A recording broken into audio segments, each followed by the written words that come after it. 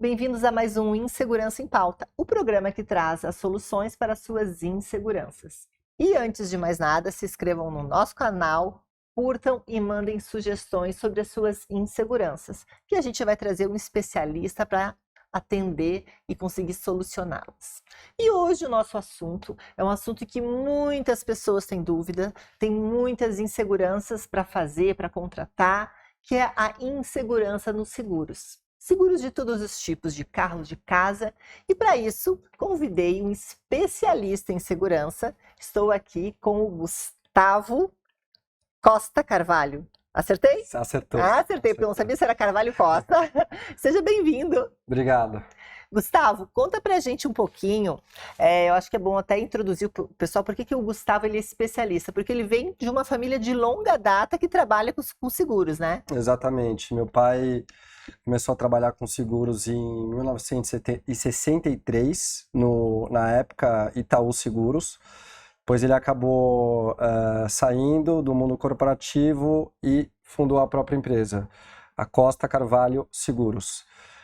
Comecei a trabalhar com ele em 2014, infelizmente ele faleceu em 2018, eu prossegui a empresa, hoje somos em 7, incluindo eu, e nós decidimos nos especializar em seguros de responsabilidades, ou seja, seguros que são baseados no Código Civil e outras legislações aplicáveis.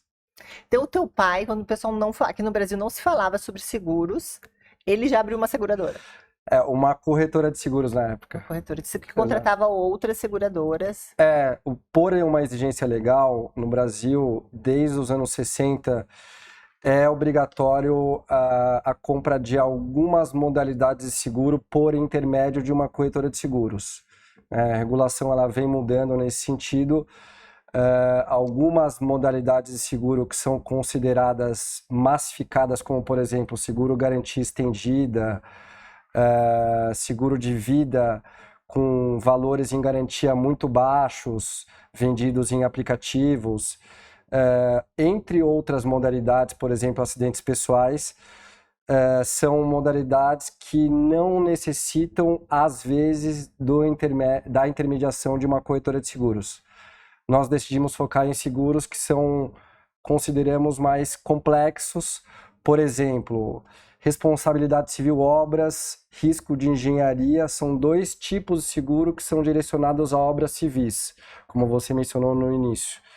Entre outros, existe um seguro chamado D&O, Directors and Officers. Nada mais é do que um seguro de responsabilidade civil para administradores e diretores. É um seguro que chegou no Brasil no final dos anos 90.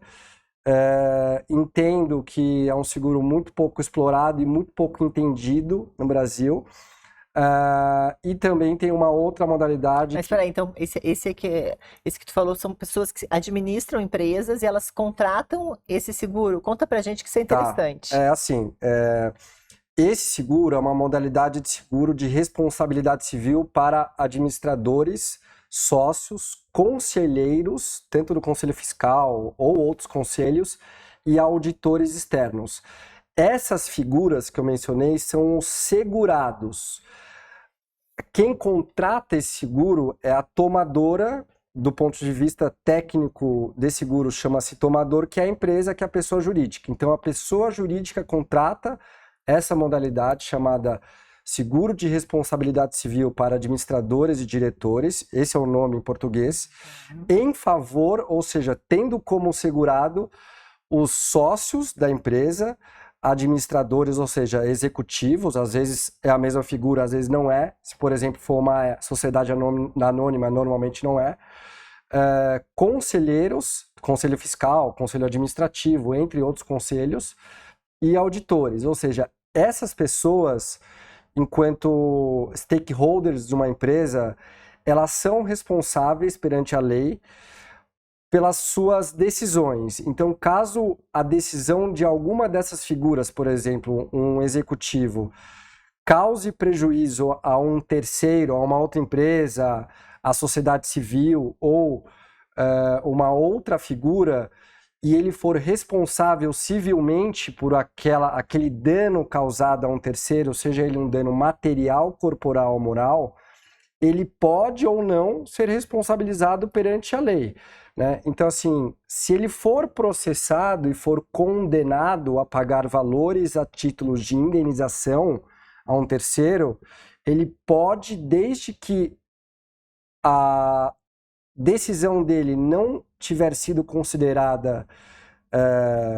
com dolo, ou seja, não houve intenção em causar aquele dano, sim, dentro dos termos e condições contratuais dessa modalidade de seguro, ele vai poder utilizá-la para poder indenizar esse terceiro. Ele aciona o seguro e o seguro paga.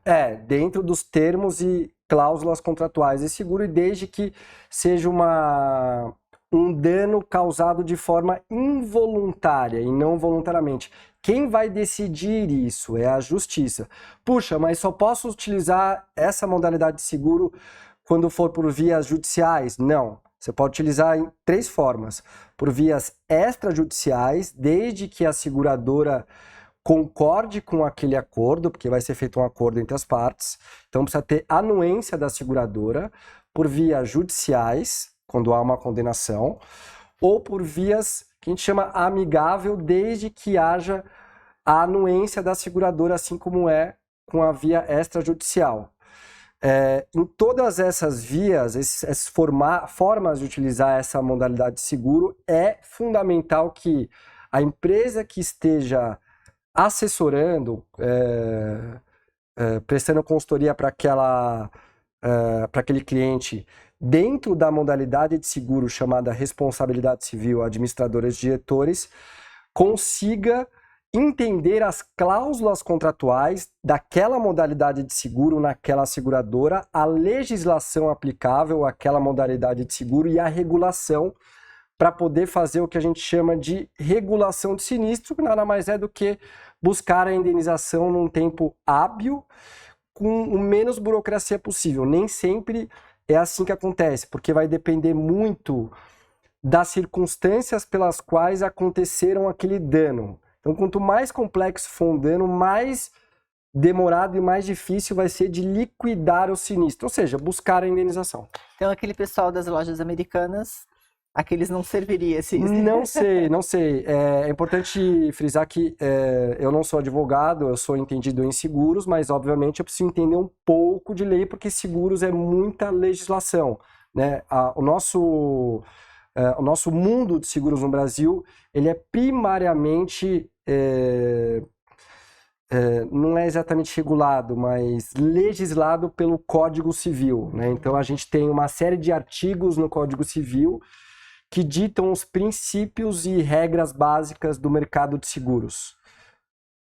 Interessante. Esse seguro de carro, de casa, esses seguros mais simples que a gente vê no mercado, as pessoas já entendem bastante, né? As pessoas não entendem bastante, elas entendem pouco. Porque as pessoas, normalmente o comportamento de compra do consumidor no Brasil, e eu não sei como é lá fora, não estou fazendo comparação, mas tanto pessoa física ou jurídica, normalmente é muito baseado só em preço. Então existe uma simplificação, na minha visão, muito aquém do que deveria ser, para poder escolher uma modalidade de seguro de uma seguradora em detrimento de outra e para poder escolher as coberturas que aquela modalidade de seguro disponibiliza, né? Então, as pessoas normalmente, quando vão comprar um seguro de carro ou de casa, obviamente tem a parte de relacionamento daquela corretora, mas eu vejo que existe uma sensibilidade muito grande para preço, enquanto, na verdade, acho eu que deveria haver mais discussão quanto ao escopo daquele contrato. O seguro nada mais é do que um contrato. Então, qual que é a diferença entre, por exemplo, um seguro residencial da Allianz pro da Tokio Marine, pro da AXA, né, que são seguradoras que trabalham com a modalidade residencial. Tem outras também que trabalham. Existem diferenças, porque os contratos, apesar deles terem muitas semelhanças entre si, existem diferenças quanto à perda de direitos para a utilização daquele seguro, as obrigações daquele segurado. O segurado a gente chama o cliente, né? Do ponto de vista do seguro, chamamos de segurado. e as exclusões de coberturas, ou seja, exclusões de risco, cenários nos quais aquele contratante do seguro, ou seja, o segurado, não vai poder utilizar aquele contrato, ou seja, aquela apólice. Isso não é discutido. Só se discute preço. Normalmente sim, são poucos os clientes, tanto pessoa física como jurídica, a pessoa jurídica é um pouco mais alto, a frequência, que discutem essa parte contratual, essa parte de legislação, de regulação, ao escolher um seguro e ao escolher as coberturas daquele seguro e ao escolher a seguradora.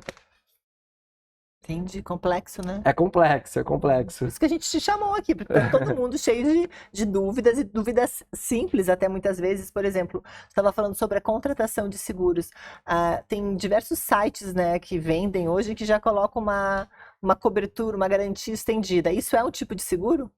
Sim, isso é um tipo de seguro, a gente chama, dentro do mundo de seguros, de operação affinity. O que significa affinity? Seria você agregar um produto de seguro, ou seja, uma modalidade de seguro, que do ponto de vista da seguradora não demande uma análise, cuja venda seja por bilhete, que a gente chama, bilhete de seguro, ou seja, uma venda muito massificada, onde o proponente do seguro, aquele que busca aquele seguro, não precise preencher informações para obter uma proposta e também não precise enviar informações ou documentos após a aprovação da proposta para poder obter a sua apólice.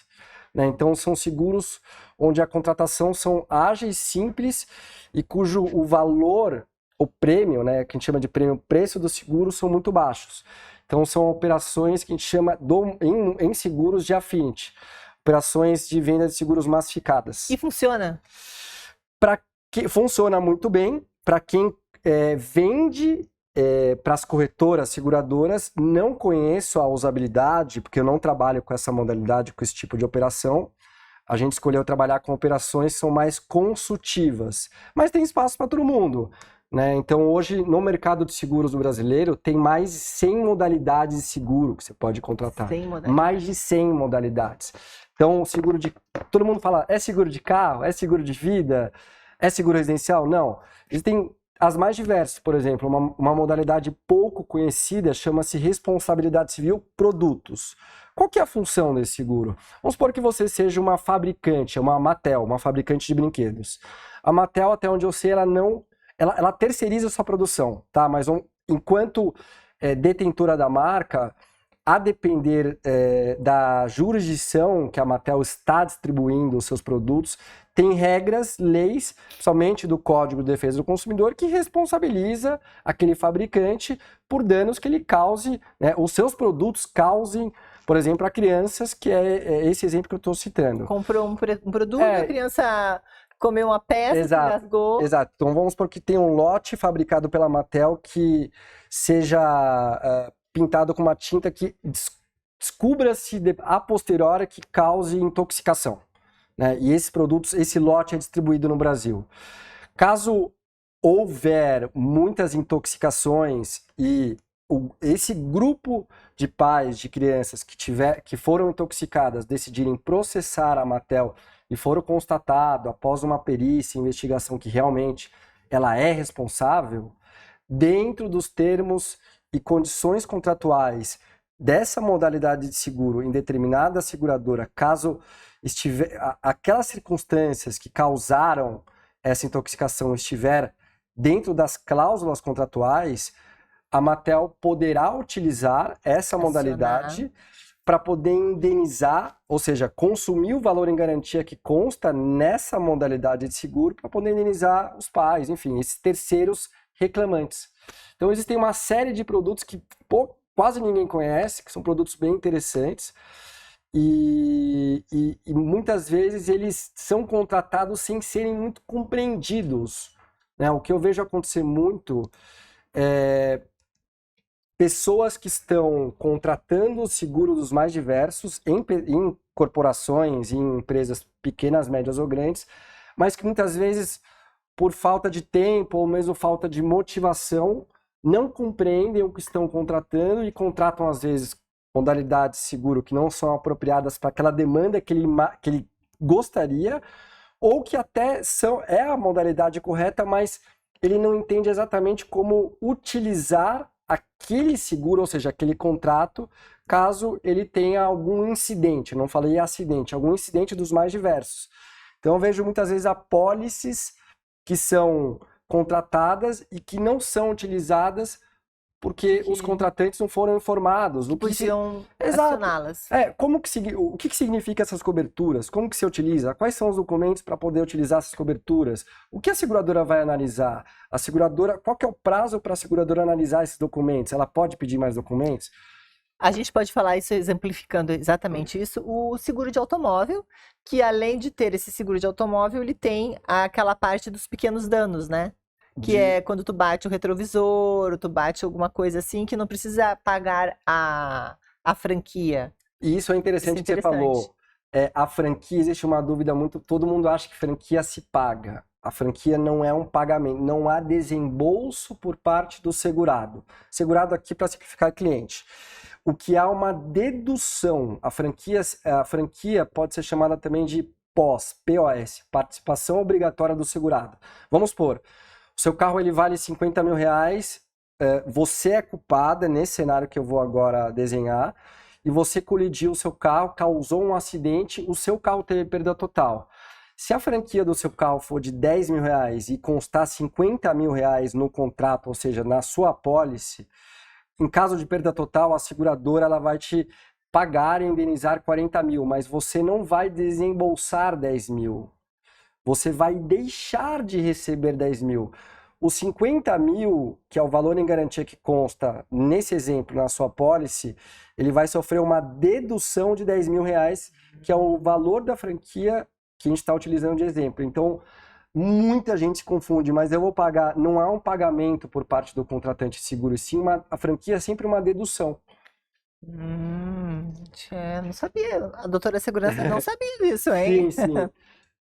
Não há um pagamento, é sempre uma dedução. As pessoas acham que o contratante de seguro ele paga, e não, é uma dedução, né? Então, Gustavo, mais uma pergunta. A gente pode agora já fazer as perguntas? Por favor. Ou tu quer explicar mais aquela outra que vocês trabalham também, que é esse de... existe o... de obras, né? E daí eu vou entrar já nas perguntas, que tá cheio de perguntas aqui dos nossos ouvintes. São 4 modalidades principais que nós temos foco. A modalidade chamada responsabilidade civil administradores e diretores, que a gente já explicou bem. Que nada mais é do que o D&O, é um termo em inglês. O I&O, ou seja, EIO, Errors and Omissions, erros e omissões, que nada mais é do que o produto, ou seja, o seguro de responsabilidade civil profissional para profissionais autônomos. Tipo, dentista, médico, fez alguma coisa errada, ele tem esse seguro e ajuda ele. Exato. A modalidade de seguro chamada responsabilidade civil obras, que é destinada a obras civis. Quem contrata geralmente são empreiteiras construtoras. E a modalidade de seguro chamada risco de engenharia, que também é destinada para obras civis. Então, essas 4 modalidades são as principais que nós temos foco. Logicamente, a gente trabalha com outras. A modalidade de seguro chamada risco de engenharia, que também é direcionada para obras civis. São essas 4 que são especialistas da Carvalho Costa. Da Costa Carvalho. Costa Carvalho, agora eu misturei, viu? A gente também faz outras modalidades, por exemplo, que são mais massificadas, o automóvel, residencial, o compreensivo empresarial. O que é isso, afinal? Compreensivo empresarial nada mais é do que simplificando ao máximo, do que um seguro de incêndio para comércio, serviços e indústrias, cujo valor em garantia vinculado à cobertura de incêndio, geralmente, nem sempre, não excede 30 milhões. Ou seja, é um seguro de incêndio que possui também outras coberturas que o contratante do seguro pode incluir, por exemplo, danos elétricos, que são coberturas acessórias muito contratadas, mas que é uma modalidade direcionada a comércio, serviços e indústrias considerados de pequeno porte, vamos dizer assim. A pessoa tem uma fábrica de colchões e daí pega fogo. Exato. Só paga até 30 milhões. É porque normalmente cada seguradora tem a sua o seu critério de definição em relação ao que é um seguro de incêndio para uma indústria pequena, considerada pequena, e o que é um seguro de incêndio para uma indústria grande. Hoje, na regulação do Brasil, em 2021, houve uma desregulamentação do mercado de seguros. Então, nesse exemplo que a gente está citando, simplificando, o seguro de incêndio para comércio, serviços e indústrias, cujo valor em garantia não supere 15 milhões de reais, vamos dizer assim, são seguros considerados compreensivos empresariais. São seguros onde não é possível negociar as cláusulas contratuais. Elas já vêm fixas. São contratos por adesão. Isso é interessante. O que quer dizer isso? Quando você compra um seguro, você não consegue negociar as cláusulas, elas já estão lá. Ou você adere, ou você opta por não aderir e não comprar o seguro. Após a desregulamentação do nosso mercado em 2021, a SUSEP, que é o órgão que supervisiona o mercado de seguros, tanto seguradoras, resseguradoras, corretoras, ela segmentou os seguros de incêndio, digamos, para pequenas empresas e para grandes empresas. Então, hoje, seguros de incêndio para grandes empresas, é possível aquele empresário que está contratando o seguro negociar as cláusulas, né? Então, isso antes de 2021 não tinha. É algo que é ainda pouco praticado, infelizmente, mas está aumentando. E isso é muito interessante, porque se você é uma indústria grande e tem demandas, riscos muito específicos, você consegue, junto à seguradora, por intermédio de uma corretora de seguros que esteja preparada para tal, estruturar a cláusula contratual do seu seguro de uma maneira onde você consiga incluir coberturas que realmente sejam interessantes para o escopo de risco que você tem e negociar, por exemplo, cláusulas que não são negociáveis em contratos de adesão. Ou seja, nesse exemplo, compreensível empresarial, perda de direitos, obrigações, condições gerais, condições particulares e condições especiais, que faz parte do conteúdo do contrato de seguro, entre outras questões. Então, voltando atrás para tentar ser o mais compreensível possível. De casa.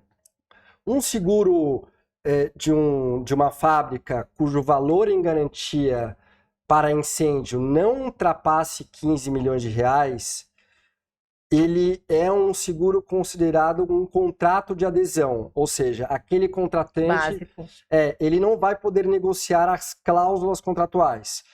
Eu quero um seguro compreensivo empresarial, ou seja, um seguro de incêndio, da seguradora A.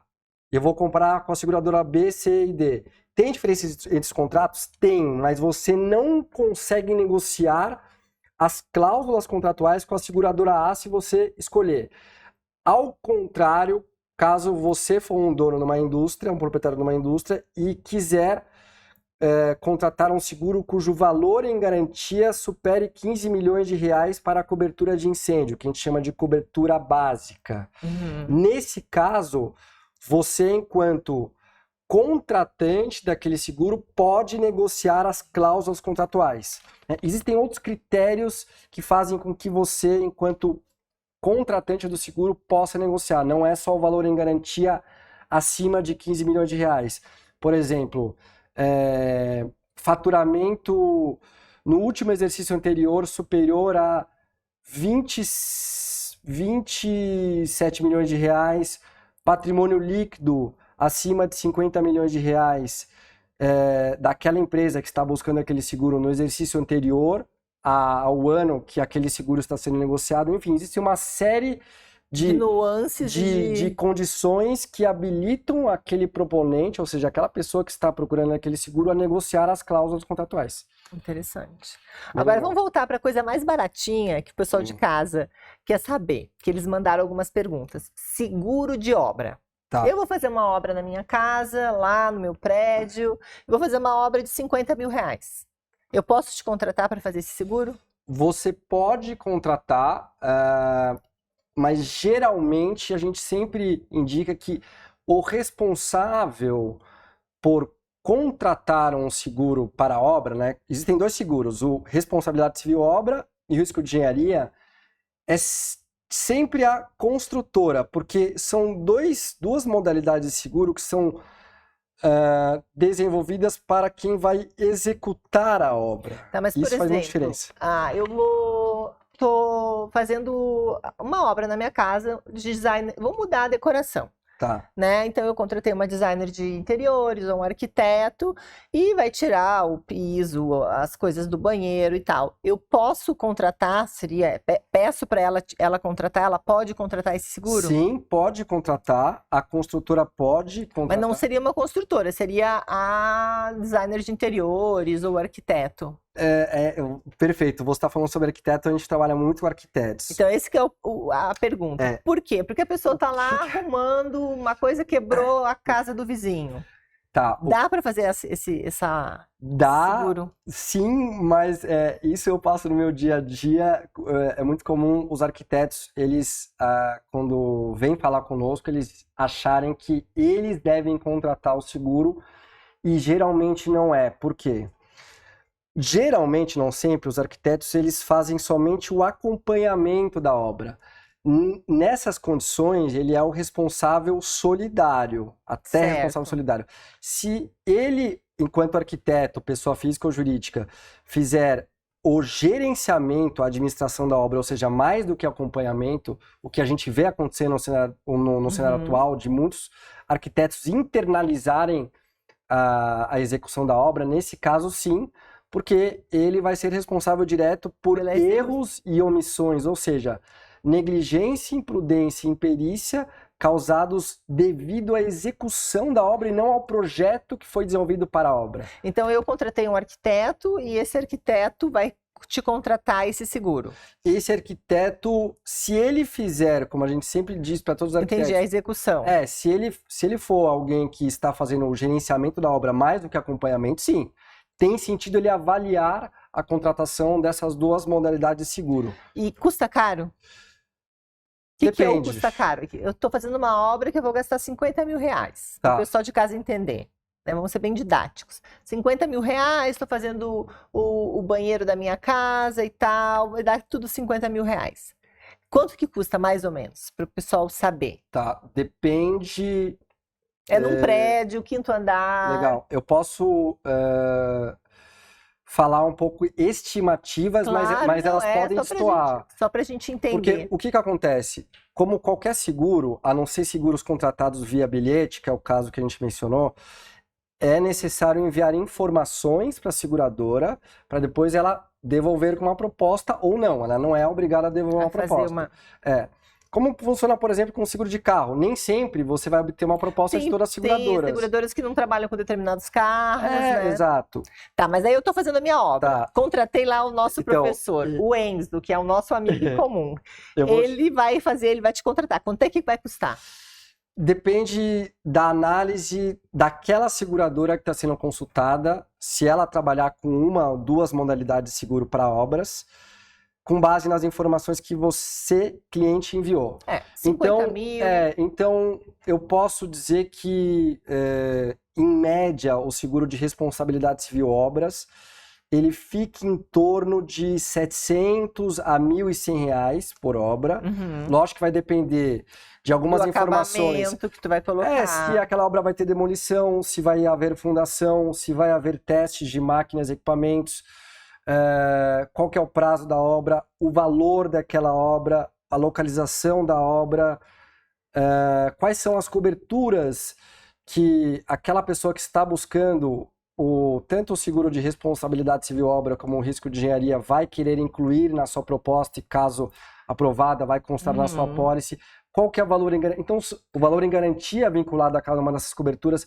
Então, todas essas informações, elas impactam no preço final, mas o preço geralmente fica entre 700 e 1.100 reais para o seguro responsabilidade civil obra que é uma das modalidades destinada à obra, e para o risco de engenharia, geralmente fica entre 1.100 e 1.500. Eu te pergunto por quê? Porque muitas vezes o pessoal de casa acha que é um absurdo o seguro e não faz. E poderia simplificar muito, né? A obra, tá fazendo uma obra, roubar o material, tudo isso o seguro cobre, né? Sim, a modalidade de seguro chamado risco de engenharia, existe uma cobertura, ou seja, cláusula, a gente chama de cláusula, tecnicamente, chamada roubo e furto qualificado de equipamentos e máquinas, tá? Isso inclui ferramentas, equipamentos utilizados na obra.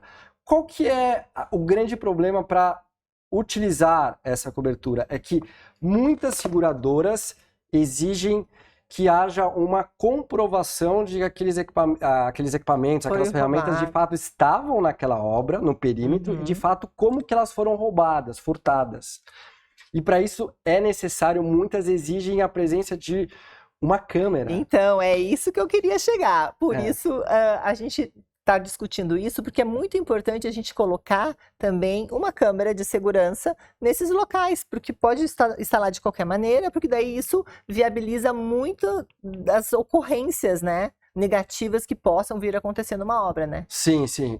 Então, é importante colocar uma câmera. Muito importante, embora a maioria, obras que sejam menores, eu entendo que, às vezes, por falta de recursos, às vezes porque não vê necessidade, não se coloca, né? E cada uma dessas coberturas, tanto do seguro risco de engenharia como responsabilidade civil obras, existem deveres que a seguradora que trabalha com tem várias que trabalham com essas duas modalidades, solicitam por parte do contratante para poder indenizá-lo caso haja um incidente, como é o caso dessa cobertura de roubo e furto qualificado de equipamentos e ferramentas, a presença em algumas seguradoras de uma câmera, ou seja, caso não houver uma câmera, é muito difícil utilizar essa cobertura. E tem outras coberturas muito interessantes.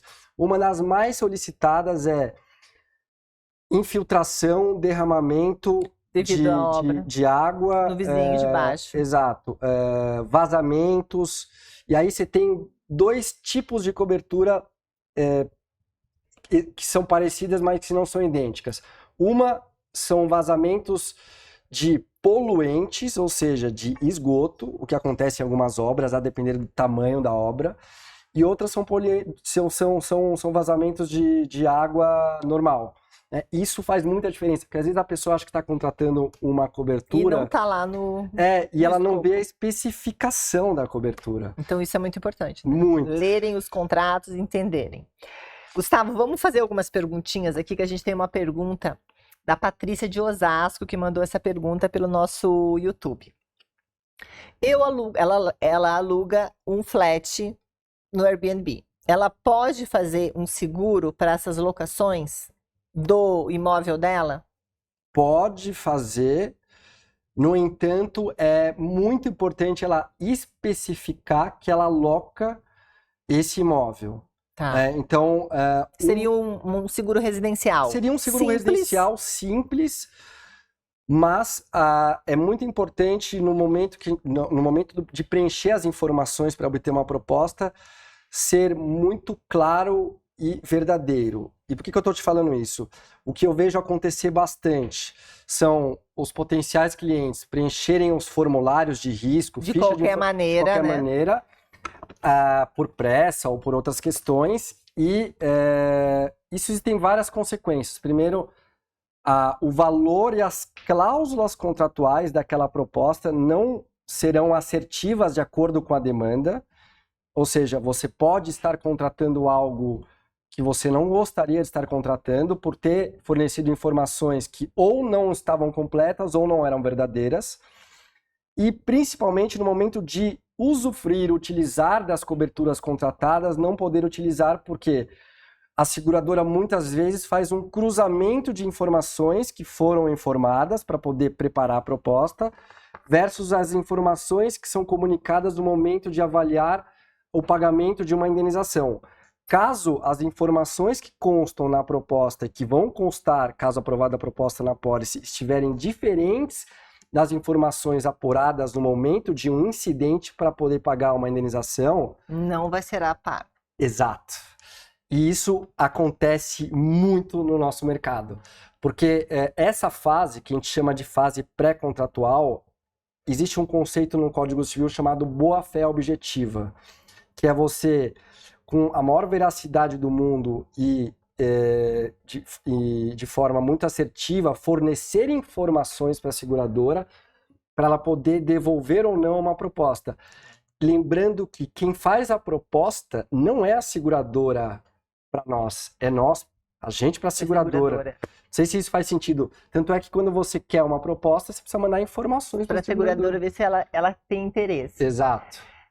Uma outra pergunta aqui. Quais são as principais dificuldades das pessoas quanto à composição do valor dos seguros em geral? Eu acho que tu já falou sobre isso, que é não fornecer, não ler, né, as informações corretas. Nesse caso, existe uma grande dúvida. Por que eu estou pagando isso? Por que um seguro da seguradora A residencial custa mais do que o B? Por que o seguro da seguradora A com uma corretora X custa mais do que a corretora Y com as mesmas coberturas e valores em garantia e as mesmas informações fornecidas, por exemplo? Por quê? Porque tem vários motivos. Pode ser a comissão trabalhada pela corretora. Existe a questão do IOF, que é 7,38%. Isso vale para todas as modalidades de seguro, todas as corretoras e seguradoras, não tem escolha. Existe a questão do prêmio puro. O que significa prêmio puro? Prêmio puro nada mais é do que um cálculo estatístico de precificação que as seguradoras realizam para poder informar qual que é o valor que ela vai cobrar para poder absorver aquele risco. Ou seja, pegando como exemplo a modalidade de seguro residencial, você tem pegar as coberturas mais clássicas. Incêndio, que a gente chama de básica. Por que básica? Porque ela é obrigatória à contratação. A cobertura de incêndio, raio, explosão, implosão, queda de granizo, furacão, ciclone e tornado. Isso não cobre? Não, isso sim. Essa cobertura que a gente chama de básica, porque ela é obrigatória à contratação em qualquer modalidade de seguro residencial para qualquer seguradora. E aí você tem as coberturas que chamam de acessórias. Então, você tem danos elétricos, responsabilidade civil familiar, roubo e furto qualificado no interior da residência, entre outras, né? Hoje você tem seguradoras para a modalidade de seguro residencial que tem até 30 coberturas que você pode escolher. Será que não é interessante o cliente entender em profundidade essas coberturas para poder verificar, puxa, elas têm sentido ou não? Qual é a diferença, né? Porque muitas vezes pode existir coberturas que são interessantes, mas que o cliente nunca ouviu falar, ou às vezes ele já ouviu falar, mas ele não sabe o significado, o conceito, a função e como utilizá-la.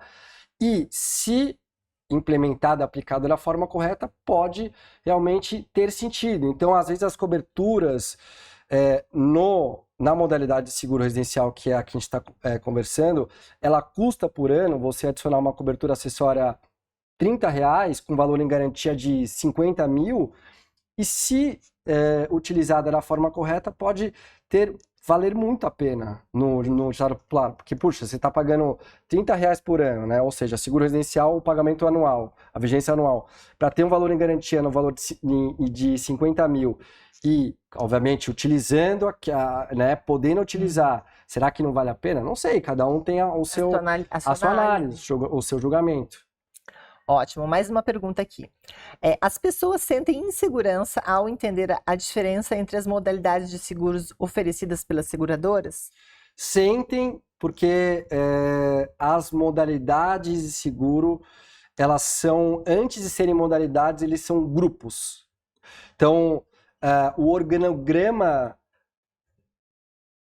concebido pelo Conselho Nacional de Seguros Privados para poder categorizar, classificar, caracterizar os tipos de seguro, eles têm como critério grupos e depois modalidades. Por exemplo, grupos de responsabilidades. O grupo responsabilidades contém modalidades de seguro que são baseados no Código Civil.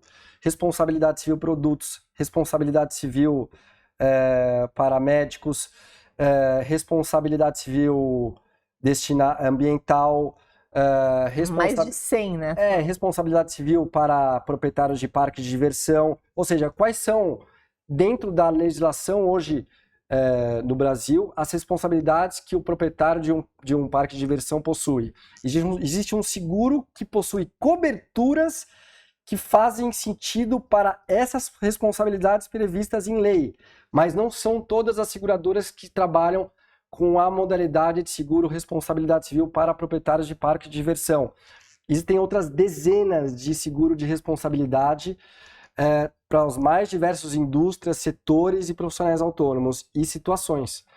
Gustavo, a gente vai ter que marcar uma outra entrevista, porque o pessoal já passou com a plaquinha aqui de 40 minutos. Tu acredita que faz tudo isso que a gente está conversando? É um assunto bem denso. Muito denso, né? É um assunto complexo que é difícil transmitir para quem não é do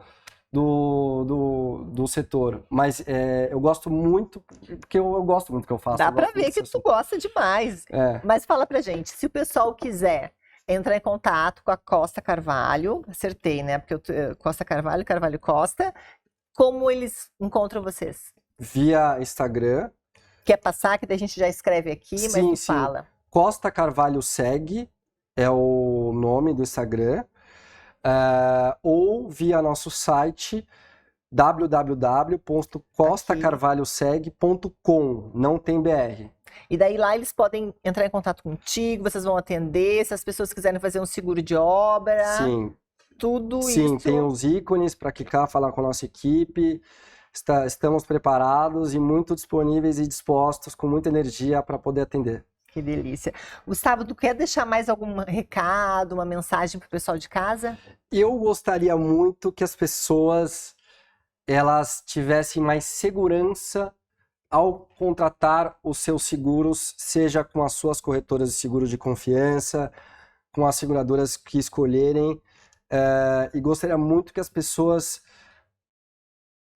procurassem entender mais com mais carinho sobre como funciona um seguro, o que é um seguro, será que esse seguro que eu estou contratando é o correto? Porque eu tenho muita convicção que se elas entendessem mais, elas iam poder usufruir mais com ética, com probidade. Sabe que muitas vezes as pessoas elas não sabem como um seguro pode modificar a vida delas, né? Sim. Uma coisa simples, o seguro de vida, que vem ali englobado aquela parte do velório, do enterro, que na hora as pessoas não têm dinheiro para isso, né? E eu acho que isso entender e acariciar mais os seguros como parte da vida delas, que isso vai fazer a diferença. Sim, seguro de vida é muito engraçado a percepção que às vezes as pessoas têm. Não são todas, algumas. Elas evitam conversar sobre esse assunto porque isso implica pensar que um dia elas podem não estar mais aqui, não estar mais aqui. E é muito difícil. O seguro, ele é um assunto difícil porque ele é contraintuitivo. Então, assim, eu vou contratar, ou seja, eu vou aderir a um contrato, vou contratar uma modalidade de seguro para, caso aconteça algo, eu poder utilizar. Muitas vezes, tanto os empresários como as pessoas físicas não entendem e não conseguem verificar, projetar quais são os cenários e riscos que eles podem incorrer e como que esses riscos podem se materializar e quais são as consequências da materialização desses riscos. Então, isso já é um outro assunto que é mais complexo do que seguros, que é sobre riscos. Gustavo, muito obrigada pela tua presença. Espero te ver logo aqui para esse nosso próximo programa. Com certeza. E esse foi mais um Insegurança em Pauta, o programa que traz as soluções para as suas inseguranças. E hoje a gente esclareceu tudo aqui, ou confundiu mais, que ele vai ter que voltar aqui com o Gustavo. Muito obrigada.